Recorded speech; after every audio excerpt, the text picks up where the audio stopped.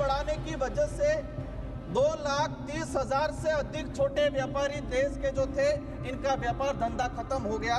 Tribal area में GST का collection होता है, पर इस जीएसटी का लाभ ट्राइबल एरिया के लोगों को नहीं मिलता है। यहाँ जीएसटी सिर्फ राजधानी के आसपास या बड़े शहरों में ही तक सीमित रह जाती है। जीएसटी में ट्राइबल एरिया हेतु सेस कर लगाया जाए, ताकि यहाँ से जो भी कलेक्शन होता है उसका उपयोग ट्राइबल क्षेत्र के लिए किया जाए। राजस्थान में भी डबल इंजन की सरकार है, 2600 करोड़ रुपया बजट है, इसमें मात्र राजस्थान का 1600 करोड़ रुपया बजट पेंडिंग है केंद्र सरकार की तरफ से। इस वजह से नरेगा की स्कीम खत्म हो गई है। राजकुमार, धन्यवाद सभापति महोदय।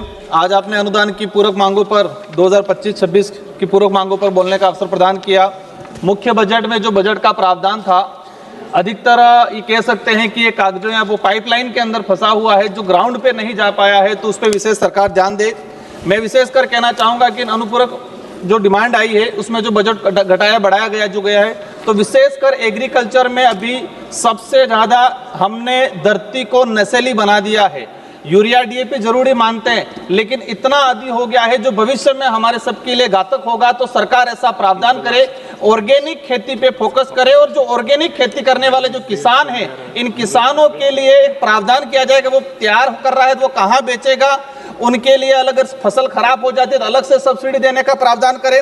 मैं विशेषकर कहना चाहूंगा कि अर्थव्यवस्था की बात होती है तो भारत देश पे आज वर्तमान में आंतरिक और बाहरी कर्ज 181 लाख करोड़ रुपया है, और उस हिसाब से देखा जाए तो प्रत्येक व्यक्ति पे, अगर राजस्थान की हमारी बात करें और पूरे देश की बात करें, प्रत्येक व्यक्ति पे 86,000 आज कर्ज है।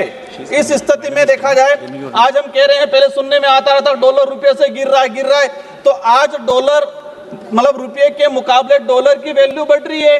और ये सुनने में आ रहा था कि काला धन लाएंगे, ये काला धन कितना आया? देश की जनता को कहा गया था कि 15-15 लाख रुपए देंगे, वो 15-15 लाख रुपए आज 2014 से लगा के आज तक की बात वो कहाँ है, वो कोई समझ में नहीं आया।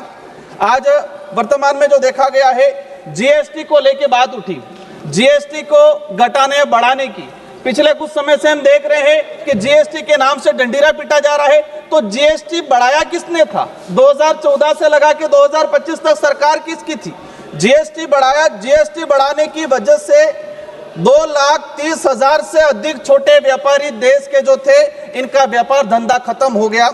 माननीय सभापति महोदय, मैं कहना चाहूंगा कि ट्राइबल एरिया में जीएसटी का कलेक्शन होता है, पर इस जीएसटी का लाभ ट्राइबल एरिया के लोगों को नहीं मिलता है।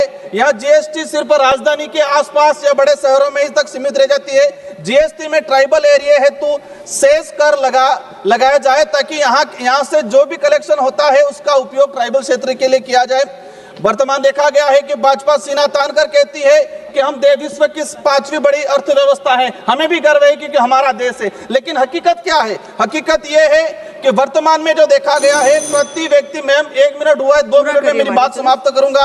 146वें नंबर पर, मतलब प्रति व्यक्ति आय की बात करें, विश्व में 146वें नंबर पे है। और भूखमरी की अगर बात करते हैं तो विश्व में 102 नंबर पे अगर हमारा देश है। ये विकास सिर्फ 140 करोड़ भारतीयों का नहीं हुआ है, ये विकास मात्र 1 से 2% उद्योगपतियों का हुआ है। मेरी मुख्य मांगे रखना चाहूंगा, नरेगा का जो बजट है, राजस्थान में भी डबल इंजन की सरकार है, पूरा 2600 करोड़ रुपया बजट है, इसमें मात्र राजस्थान का 1600 करोड़ रुपया बजट पेंडिंग है केंद्र सरकार की तरफ से।